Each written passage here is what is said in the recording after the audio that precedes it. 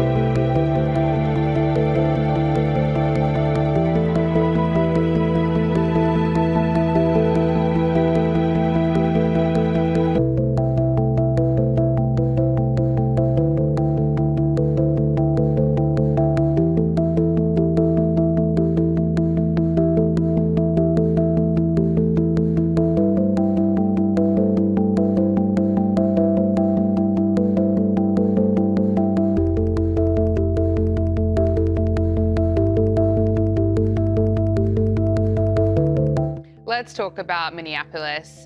As we know, Tom Homan has been sent there. We're hoping that it could be a potential reset. But we've also been hearing from Tim Walz. I mean, he's been comparing what ICE agents are doing to Nazi Germany, and he's absolutely playing politics. This is what he had to say yesterday. Okay, we don't have that grab, unfortunately, but it was seemed a little bit violent towards JD Vance.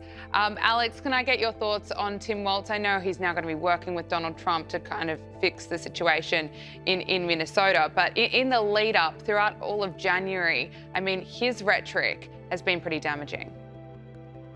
It absolutely has. I mean, I'm here as a pollster, but I'm also an American, and the way that he is talking is incredibly irresponsible. And he is making comparisons that are actively radicalizing people, that are pushing people to get into the streets. And at the same time, he has stepped aside in his own ambitions to run for a third term for governor. He announced that he was not going to. He seems to be unburdened by what has been. And he is going out there and saying whatever is in his heart, I can only assume. I think it's really bad for the country. It's not even good for his politics because he doesn't have any reason to have good politics anymore. And so I can only assume that this is what he truly believes in. But I don't think it'll help him. I don't think it'll help the Democratic Party, because that kind of, really, it's political extremism is what turns off independents. It turns off most Republicans, most Democrats, all but the most extreme edges of the fringes. I think you're being very generous there, saying that this is something he truly believes. I think he's saying it intentionally. He's just got so much Trump derangement syndrome that he'll go so far to compare ICE agents doing their job to Nazis. Brendan, what do you think?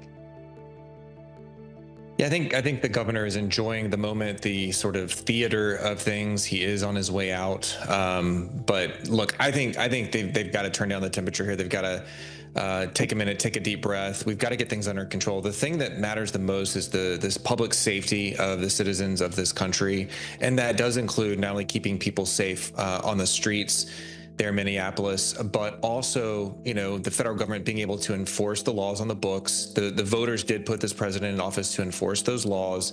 It is one thing to protest peacefully and to film cops, which I think they have every right to do, but it's certainly another thing to try and obstruct and visit violence upon officers. And obviously, too, we've seen some of the ICE officers use excessive force. I think anybody watching can see that as well. We have to put an end to that. We have to get peace back in our streets, and we have to just enforce the law. That's what the majority of Americans voted for. That's what the majority of independents and all Americans want, is enforce the law. Let the federal government do the job it's meant to do.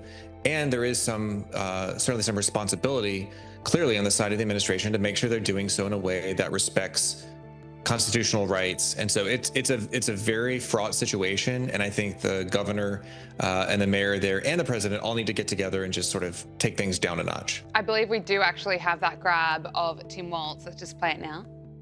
I would beat the out of him now if I could, and I would call that out. I mean, that's just different. In verbally going at it, my argument is much better. Making the case that housing prices are up because of immigration and that we should build on federal lands, it was such a crazy thing. But then when I watched him, I got sucked into that. And if you remember, this was right in that moment of eating dogs and cats. I took that bait and thought that that was the argument of how outrageous it was. That was not the argument. I mean, he thinks he can beat the S out of JD Vance. Tim Walz is such a joke. He was really exposed earlier this year with Nick Shirley's YouTube video going to all the daycare centres and exposing how widespread the fraud was. I mean, look what Tim Walz overseeing. He's meant to be overseeing his state while fraud was just out of control.